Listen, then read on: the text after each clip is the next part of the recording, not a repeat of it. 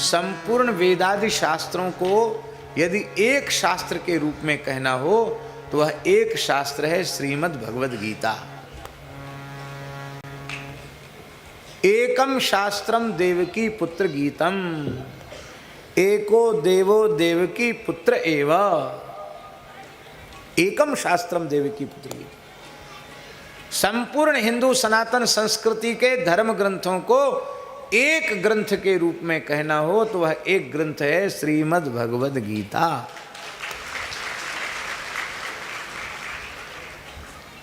और उस गीता का सार क्या है? गीता का आरंभ शरणागति से है। अर्जुन क्या कह रहे हैं? कार्पण्य दोषोपहत स्वभावः पृच्छामि त्वां धर्म समूढ़ चेता यच्छ्रेयः स्यान् निश्चितं ब्रूहि तन्मे शिष्यस्तेऽहं शाधि मां त्वां प्रपन्नम। अब केवल अंतिम पद समझना, शिष्यस्तेऽहं, मैं आपका शिष्य हूं, मैं आपका शिष्य हूं। अर्जुन कह रहे हैं। हम आपसे पूछते अर्जुन चेला कब बना? अर्जुन कहते मैं आपका शिष्य हूं, और हम पूछते अर्जुन भगवान का चेला कब बना? कोई तिथि लिखी है कि इस तिथि को उन्होंने कान फुकवाया, मंत्र लिया, दीक्षा लिया, इतनी गुरु पूर्णिमा पूजा कर चुके हैं अर्जुन? सुना कभी आपने? इसलिए अर्जुन कह रहे हैं कि मैं आपको पहचानता हूं। वसुदेव सुतं देवं कंस चाणूरमर्दनम देवकी परमानंदम कृष्णं वंदे जगद्गुरुं। देवकी परमानंदम कृष्णं वंदे जगद्गुरुं। जगद्गुरु श्री कृष्ण की बंद। अब जब जगद्गुरु हैं तो जगत में तो हम भी हैं। आपके चेला हो गए। किसी संप्रदाय विशेष में दीक्षा ले लेने से, मंत्र ले लेने मात्र से कोई शिष्य नहीं होता, चेला नहीं होता। शिष्य शब्द संस्कृत भाषा का है। शास अनुशिष्टौ धातु से शिष्य शब्द निष्पन्न होता है। इसका अर्थ होता है शासितुम योग्यः शिष्यः। जो शासन के योग्य हो, अर्थात अपने से बड़ों के अनुशासन में रहे, उसको शिष्य कहते हैं। पुत्र भी शिष्य है। पिता के अनुशासन में, माता के अनुशासन में पुत्र रहता है तो पुत्र शिष्य है।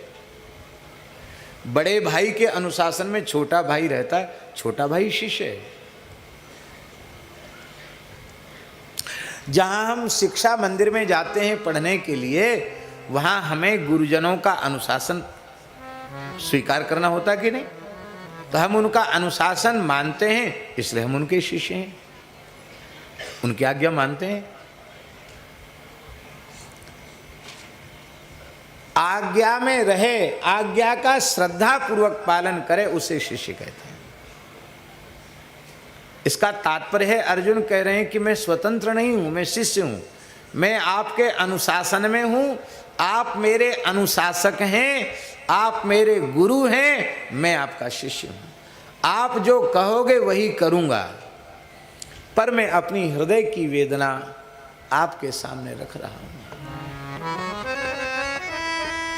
अनुशाधि, मेरे ऊपर शासन करो, मुझे उपदेश देकर कृतार्थ करो, क्योंकि शिष्यस्ते हम शाधि माम त्वाम प्रपन्नम। मैं आपकी शरण में हूं। भगवान को यह शरण शब्द बहुत प्रिय है, इतना प्रिय है कि बस कोई जीव एक बार कह दे, हे नाथ, हे मेरे नाथ, मैं आपकी शरण में हूं, इतना सुनते ही ठाकुर जी द्रवित हो जाते हैं। उसके अनंत जन्मों के पापों को भी, अपराधों को भी भगवान भूल जाते हैं। भगवान के हृदय में अपार करुणा, अपार दया, अपार वात्सल्य उदित हो जाता है। केवल इतना कह दो, मैं आपकी शरण में हूं। महाराज जी, यदि अर्जुन ये न कहते कि मैं आपकी शरण में हूं, तो गीता जैसा उपदेश मानव जाति को प्राप्त नहीं होता है। ये शरण शब्द के उच्चारण का ही फल है, जो गीता जैसा दिव्य ग्रंथ अर्जुन के माध्यम से इस संसार को प्राप्त हुआ, मानव जाति को प्राप्त हुआ। एक बात हमें बहुत अच्छी लगती है और आप लोगों को भी अच्छी लगनी चाहिए। यहाँ के शासक कोई न कोई गिफ्ट, कोई न कोई उपहार लेकर के जाते रहे हैं, ऐसी परंपरा है। बाहर के भी गण्यमान्य राष्ट्राध्यक्ष आते हैं, बड़े लोग आते हैं, शासक लोग आते हैं, तो कुछ न कुछ उपहार यहाँ भारत में भी लेके आते हैं। तो यहाँ के लोग भी कुछ न कुछ उपहार लेके जाते रहे हमेशा से। लेकिन अभी कुछ समय से, लगभग 10 वर्षों से, एक बहुत पवित्र परंपरा आरंभ हुई है, जो इस देश के शासक किसी भी देश में जाते हैं तो इस देश की सबसे अमूल्य भेंट के रूप में श्रीमद् भगवद गीता को लेकर के जाते हैं। हम तो भगवान से प्रार्थना करते हैं कि वो मंगलमय दिन कब आएगा, जो इस संपूर्ण भारत का नहीं, इस संपूर्ण उपलब्ध विश्व का एकमात्र धर्म ग्रंथ यदि कोई होगा तो वह श्रीमद् भगवद गीता होगा। ऐसा शुभ दिन कब आएगा? हम ये नहीं कहते कि अपने अपने मत परंपराएं आप छोड़ दो, करो, अपनी मत परंपराओं का पालन करो।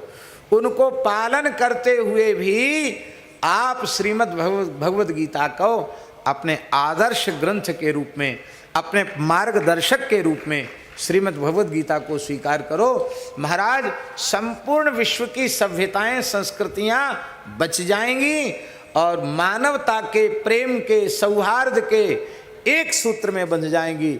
न कहीं द्वेष होगा, न कहीं ऊंच नीच की भावना होगी, न कहीं घृणा का भाव होगा, क्योंकि संपूर्ण प्राणियों का हित करने की बात करने वाला कोई ग्रंथ है तो श्रीमद् भगवद गीता। सर्वभूत हिते रता, सर्वभूत हिते रता, ये सर्वभूत हिते रता की बात गीता जी करती है। तो शरणागति से गीता का आरंभ है, शरणागति में गीता का मध्य है और शरणागति में ही गीता की समाप्ति है। गीता जी का उपदेश पूरा हो गया, अर्जुन राजी हो गए कि हम आपकी आज्ञा मानेंगे। अब भगवान कहते हैं कि मैं सबसे गुह्य बात, सबसे गुप्त बात जो अब तक मैंने कभी बताई नहीं थी, लेकिन अब मैं सोचता हूँ अपने अंतरंग मित्र से इतने रहस्य की बात छिपा जाऊँगा तो ये ठीक नहीं होगा, मित्र से कपट नहीं रखना चाहिए। ये बात भगवान को कहनी क्यों पड़ी? इसलिए कहनी पड़ी, भगवान सर्वांतर्यामी है। भगवान देख रहे हैं कि अर्जुन को मैंने कोई बात छोड़ी नहीं, सब बता दी। ज्ञान योग, कर्म योग, भक्ति योग, सांख्य योग, सब कुछ मैंने समझा दिया, विभूति योग सब कुछ बता दिया। लेकिन अभी भी यह आश्वस्त नहीं हो पा रहे हैं, क्योंकि सभी मार्ग अच्छे हैं, सभी उपदेश ठीक हैं, पर मैं किस पथ का आश्रय लूं ऐसा निश्चय अभी भी ये नहीं कर पा रहे हैं।